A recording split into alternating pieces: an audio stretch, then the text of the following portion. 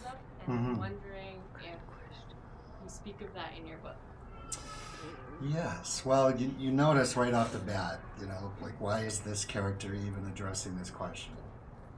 It's like life seems to be going well, and there's a thing about life mission that certainly it's true when things fall apart, we start asking those kind of questions.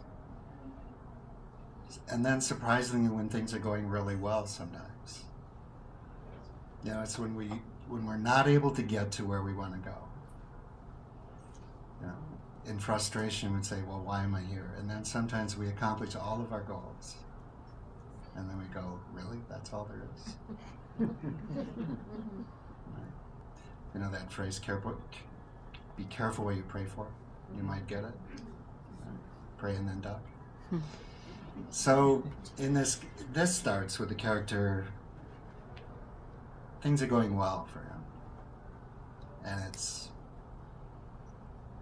not exactly happy with the work, but life in general is going well. And it's like, really? That's it? No.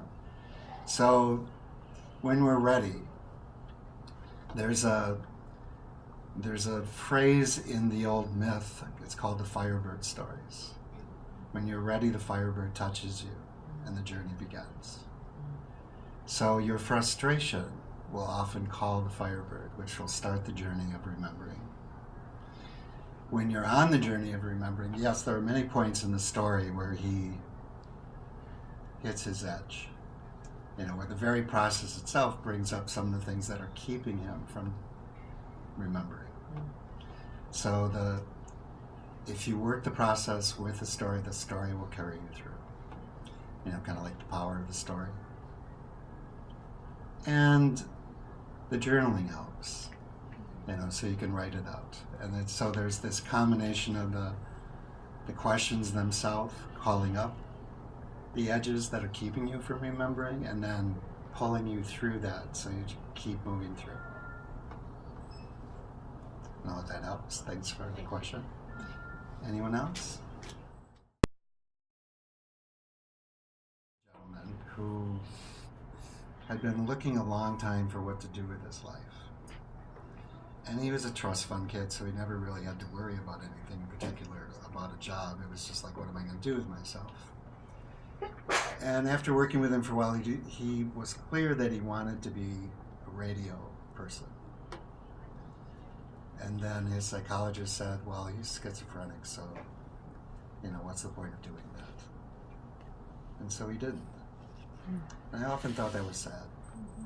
Because even if it's true that was just one of his alters, that alter wanted to be on the radio. Right? And if they'd cultivated that, that might have helped the others. Right? Or it would have gone somewhere towards healing, or it was just important to honor that.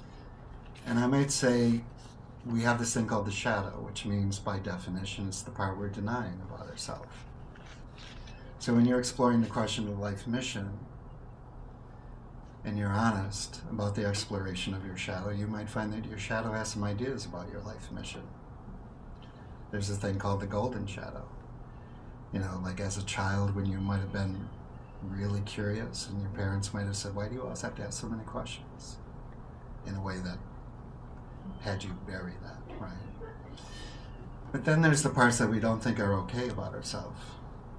And those parts might have something to say about your life mission. And in the exploration of why you're here, all of those things count. They're worth, by definition, if it's what you've been in denial about, if you're just present to it, then you're not denying it anymore. And all of that's food for why are you here. So if you're questioning to yourself, I have this idea about who I am and why I'm here, but it could just be an illusion. It seems to be what you're saying. I would say it's all an illusion. So if that's the point, that's not the point. The point is, what's it for? So even if it's an illusion, it's telling you something about who you are. And it's a great question to ask. It's like, okay, so I think this is my life mission. What if it's an illusion? Fair question. And then say, what if it's not? And maybe explore both. If it's not that, what was it about that made me think it was? And then go deeper. Is that helpful? Mhm.